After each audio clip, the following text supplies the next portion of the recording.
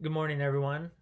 It's Sunday morning. I hope you all are doing well and are safe and healthy, your family and friends. I wanted to send a short video for a couple of reasons. One is to give you an idea of how to have a successful second week. And then two is to talk a little bit about the 14 Triads article that you've read and put it in the context of our class. So, for this upcoming week, there are two things that you need to do. The first thing is get started on reading Blessed Are the Peacemakers by Lisa Cahill.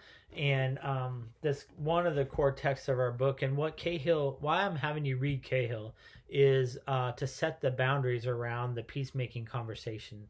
So traditionally, in Christian responses to injustice, there have been two. One is the just war theory, and you'll get into the intricacies of the just war theory, and there's a few other articles that I'll have you read to kind of help define just war theory, but you don't have to worry about that right now. Just get started on Cahill's book. And then the second is pacifism and nonviolence, and those set the boundaries for the peacemaking conversation. So in one sense, there's peacemaking, pacifism, and that's no violence whatsoever. And then on the other side is just war theory, where there are levels of appropriate violence to stop injustice. And so in the space in between are the peacemaking practices. And that's going to be the core to our text. So we want to learn the boundaries so then we can begin to focus on the center of the peacemaking conversation. So get started on Cahill's book. That will be the anchor text for your midterm essay. And you saw the essay prompt in week 1. Take a look at that as you're reading it. It will be good to have that in mind as you're reading your textbook. The second thing to have a successful week is I've embedded a video called Weapons of the Spirit.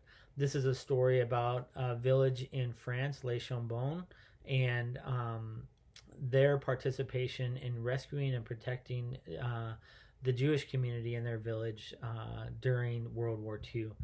And so use the link and the password. So this video is not available publicly, but the producer, Pierre Sauvage, has allowed me to show it to my classes because he wants more evangelicals to hear this story. So don't pass it along to anybody else, but take a look at the video, and then that's the discussion for the end of the week. So you don't have a reading quiz due at the end of this week, but you do have a discussion due at the end of this week. So that's what you need to know for week number 2 in anticipation for your midterm essay in week number 4. Okay, and let me talk a little bit now about your reading in the 14 Triads on the Sermon on the Mount by Glenn Stassen. So a little bit of context. Fuller used to have a peacemaking institute that was run by Glenn. Glenn was my PhD advisor at Fuller Seminary from 2006 to 2012. He passed away in 2014. Glenn asked me, I can't remember, around 2010 to begin to teach this particular course for him in anticipation that he would take a class who fulfilled this prerequisite over to Israel and Palestine to do some peacemaking work, some field work. And so I began to teach this course, and I've really come to enjoy it. Here's how this idea of peacemaking kind of progressed, especially, and Glenn was on the front edge of that peacemaking. So you read his academic and technical article on Matthew 5 through 7, the Sermon on the Mount. In it, he saw what you read and you talked about in the discussion is these sets of triads. That the traditional focus on the Sermon on the Mount was a dyadic interpretation, and that meant some very hard sayings of Jesus to not lust, to not anger, and those kinds of things. And what he wanted to say was actually there's more grace in the Sermon on the Mount, that what Jesus is identifying is these vicious cycles that get us into these patterns of murder or patterns of adultery and those kinds of things. And so what he wanted to talk about were the grace-based initiatives in each of these triads. So you all were discussing that, which was a great discussion. And I was really happy with how you're interacting with those. But out of that, what Glenn said and what the Peacemaking Initiative and the Peacemaking Institute was focused on were how do we avoid the unnecessary violence that comes along with human interaction, and especially cross-cultural interaction and differences. And so in the Sermon on the Mount, you have passages like Matthew chapter 5, verse 9, blessed are the peacemakers. You have Matthew chapter 5, verses 21 through 26, the transforming initiative from murder to the vicious cycle of anger to reconciliation, the transforming initiative of reconciliation. You have Matthew 5, verses 38 through 42, the eye for the eye passage, and many of you commented on this, the going the second mile, turning the other cheek, and giving your cloak as well passage. You have Matthew 5, verse 43 through 48 of loving your enemies. And then you have Matthew 22, verses 34 through 40, which is the great commandment to love God and to love your neighbor as yourself. And what you get in subsequent passages to that is Jesus continually pushing the boundaries of who is our neighbor. So our boundaries of moral concern are expanding.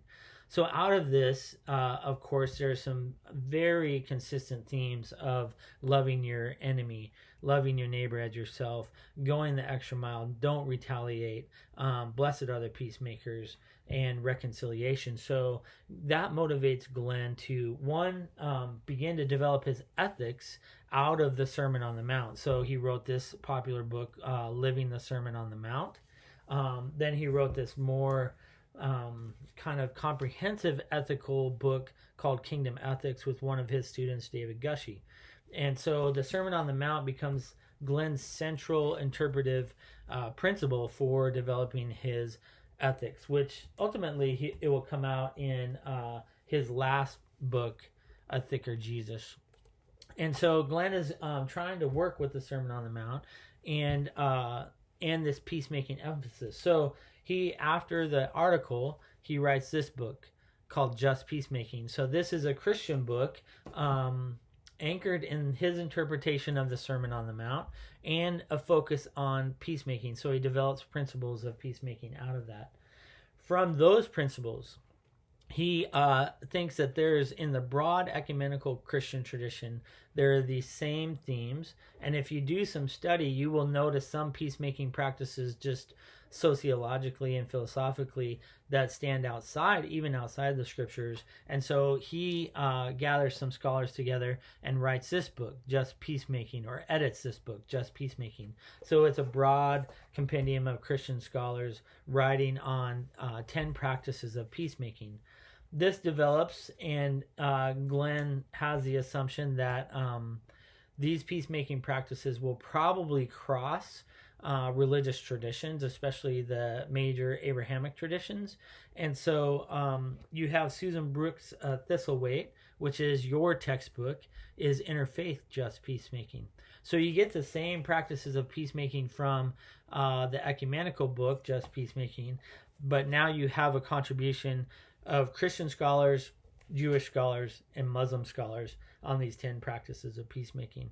So the reason that I have you read and interact with this article, it's a foundational article for the concept of the practices of peacemaking that you're going to interact with in this book, Interfaith Just Peacemaking. And I wanted you to see the core Christian kind of roots of the idea of practices of peacemaking.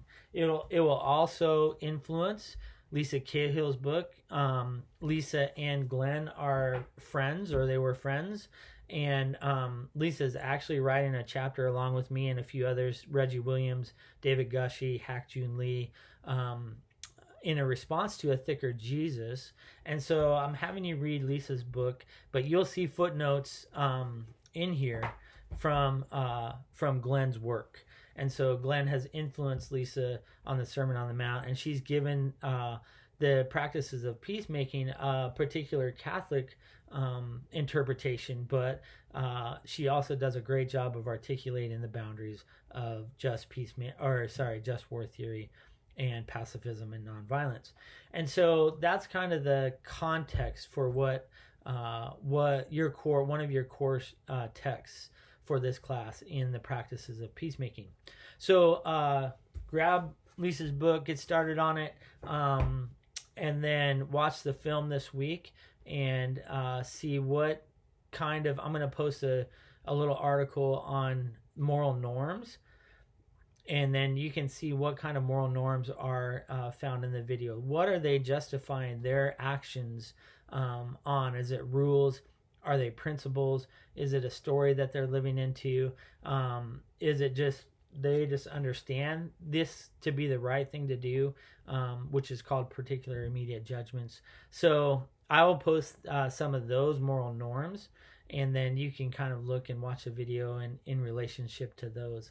Also, I've posted I think about 3 lectures on an introduction to Christian ethics. If you haven't had any Christian ethics background, then you might want to, those are optional. I just posted them there to kind of give you an idea of some of the assumptions that I'm making as we enter into this conversation on peacemaking. So that's week number 2 for you all. It's a pretty easy week in the sense of just get started on your reading and watch a film. There's no reading quiz, but there is a discussion at the end of the week. As always, if you have any questions, please feel free to email, text, or give me a call. And I'm really happy with how we've gotten started so far in week 1, and blessings on you on week 2.